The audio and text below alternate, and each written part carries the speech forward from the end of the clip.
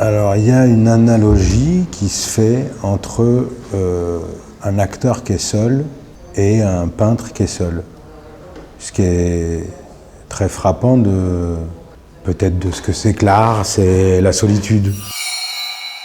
Et c'est cette histoire de solitude qui m'a intéressé dans l'espèce de monstruosité que représente une œuvre d'un peintre. On peut dire qu'un peintre écrit une phrase. Sa vie durant, il écrit une seule phrase. En ce qui concerne Fernand Léger, c'est exactement ça. Il a l'obsession de représenter un certain nombre de choses, la nature, le cirque, des grands spectacles fabriqués par l'homme qui lui rappellent des grands spectacles de la nature.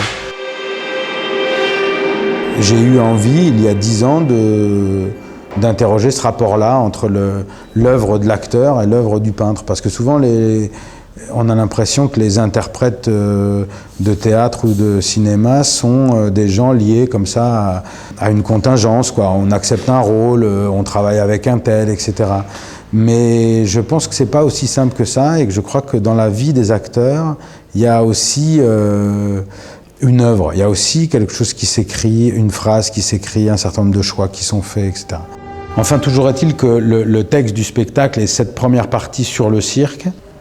Et puis tout naturellement, comme un glissement, sans qu'il y ait de fracture formelle tellement d'ailleurs, on passe à la deuxième partie du spectacle. Et cette deuxième partie du spectacle, c'est un entretien.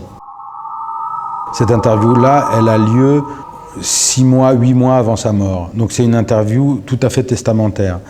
Et l'entretien traite évidemment de la peinture, mais traite beaucoup de la vie quand on l'écoute. Et c'est ce qui fait que c'est réjouissant, parce qu'on traverse tout le siècle, de la guerre 14 au Front populaire, au départ, le départ en Amérique, parce que c'est la guerre ici et que lui, il a déjà pris 14-18. Voilà, il décide de s'en aller. Puis le retour, l'engagement au Parti communiste. Et puis, ce qui marque la fin de la vie de Léger, c'est toutes les tentatives qu'il va faire pour retrouver les gars qu'il a connus au front, selon ses propres termes. Et il va mettre ses tableaux à la cantine des usines Renault.